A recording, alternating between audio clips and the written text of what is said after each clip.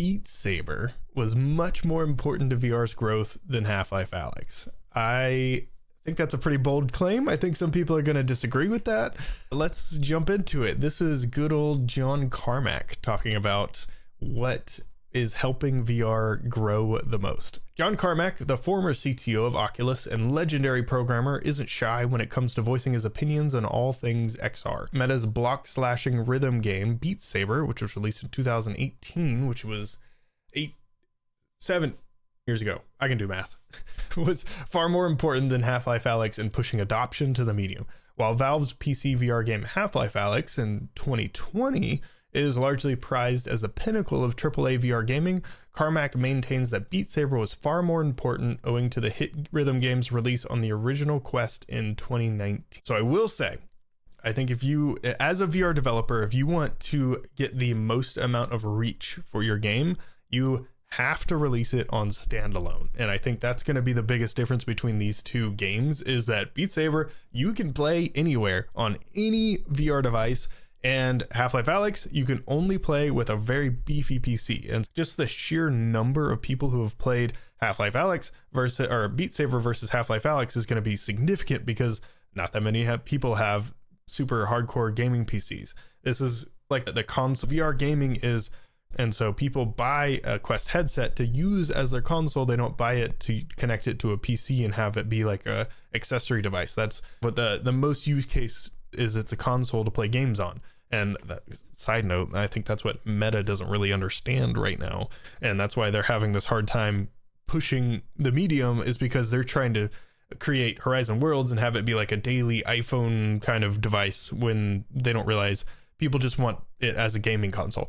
Anyway, whenever I post something, this is John Carmack, whenever I post something critical of Meta's handling of VR, there's always some old timers that pile on, yeah, more AAA PC VR games is the way to win. Carmack says in a most recent post, to be clear, standalone VR was the biggest win that VR ever had by a huge margin, and Beat Saber was far more important than Half-Life Alyx. And I will agree with him. Half-Life Alyx is amazing, and I do think we need more AAA games.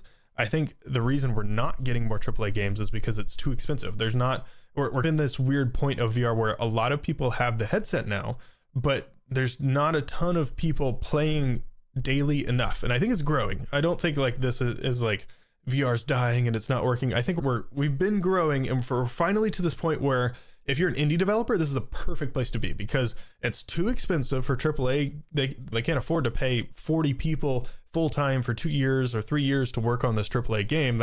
They'd have to recoup millions and millions of dollars. But as a indie developer or a small indie team, this is the perfect time for you to release a VR game, because it's too expensive for the AAA games, but there's enough people actually playing that you can actually do really successful and make a full-time income and just have a full-time VR game studio. If you do it right, if you have just a small team that's pretty lean and you make games pretty frequently, it's still the small game times. And I think one of the other biggest factors of all this is that the amount of time that you actually are in the device. So you have Half-Life Alyx, which is what takes you hours and hours to actually complete the campaign, versus Beat Saber, which is 2 or 3 minute game loops. And so I think the biggest way to win in VR right now, if you're an indie developer, is create small games that take you 6 months ish to build, less than a year, definitely less than a year, small games, and they have a 3 to 5 minute game loop. So the game will save and you can log out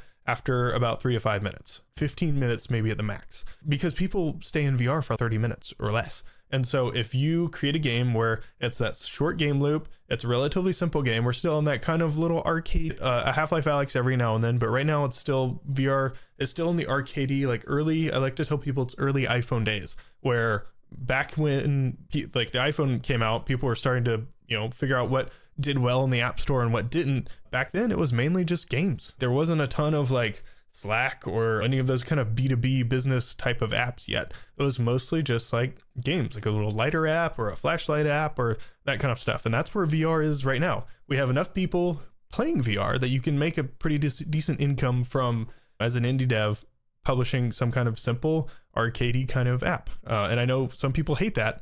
they think that we need more better quality games, but right now, just the state it's in, you can make a pretty simple game, release it, and actually do pretty well. But let's carry on. To Carmack, creating AAA games exclusively for a PC VR headset simply isn't a worthwhile pursuit for studios looking for a return on investment. Yep, so we just hit on that. It's just too expensive for big studios.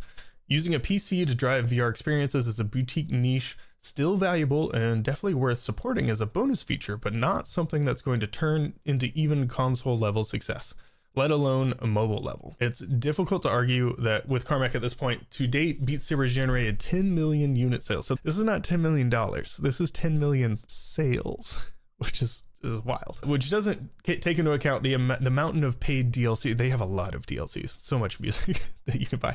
The meta is released over the years, including packs from Metallica, Britney Spears, Daft Punk, Tupac, Snoop Dogg, Eminem, and Dr. Dre, and more. While Valve has never released specific download numbers, according to the estimates aggregated by SteamDB, Half-Life Alyx has between 2.2 and 4.4 million owners at the time of this writing, which is, that's significant. That is really good.